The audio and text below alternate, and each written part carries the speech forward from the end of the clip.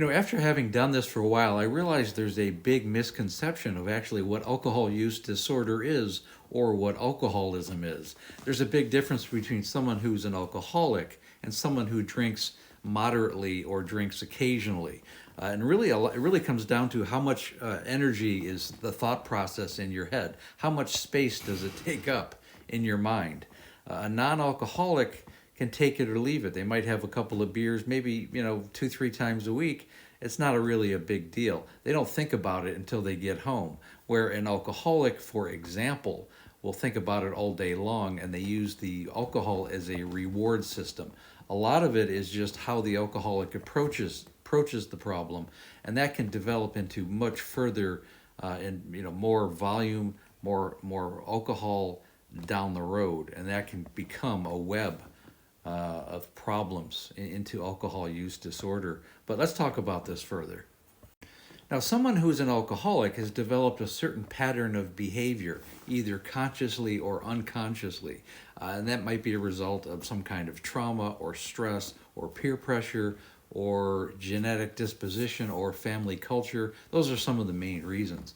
Now that can really generate someone to go down a path where they're drinking more and more and more, and they develop this problem, which becomes alcohol use disorder, and their relationship with alcohol is really what it's all about. It becomes the most important relationship eventually in their life.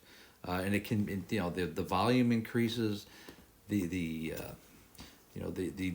day-to-day activity increases.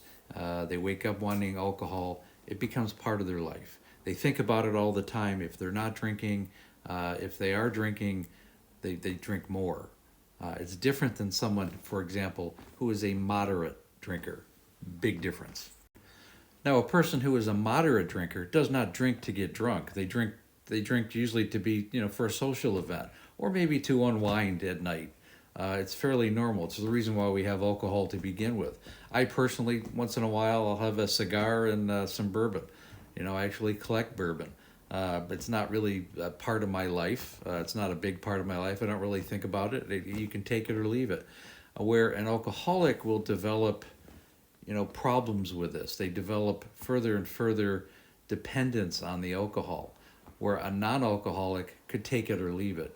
A non-alcoholic will not hide their bottles and cans. They will not drink in isolation for the most part, and they will not drink to the point where they're getting drunk. These are things that someone who has an alcohol use disorder will do on a regular basis. Big difference.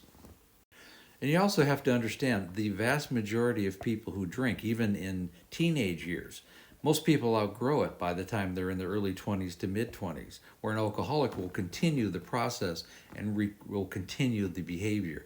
The vast majority of people who drink, even in teenage years, will not become alcoholics. It's a certain amount of the population that, for whatever reason, through culture, family culture, just habit, trauma, any kind of stress can trigger it, where a non-alcoholic deals with it differently, and they don't have an addictive personality. There's a vast difference between alcoholics and non-alcoholics, and most people who's been around one can certainly see the difference. And I hope this makes sense.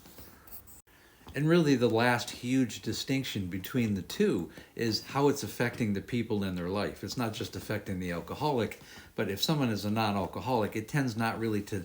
It's not a big issue in that person's life. It's not affecting their spouse, their children, their family. It's not affecting their job. It's not affecting their way of life.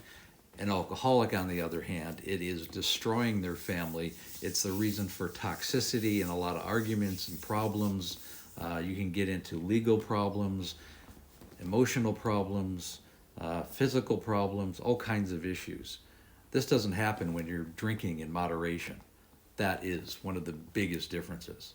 And again, if you do have a problem with this, or if you have a family member who is struggling with this disease, click on the link above, schedule in my link tree, schedule a breakthrough call. Again, I've helped thousands of alcoholics, and just as importantly, I've helped their families, which I think is key for anybody's sustainable sobriety. Again, please like, share, and comment. We also have a Facebook group called Amanda, A Cautionary Tale of Alcoholism, which is becoming a very good support group and a safe place for people to talk about their issues. And again, thanks for listening.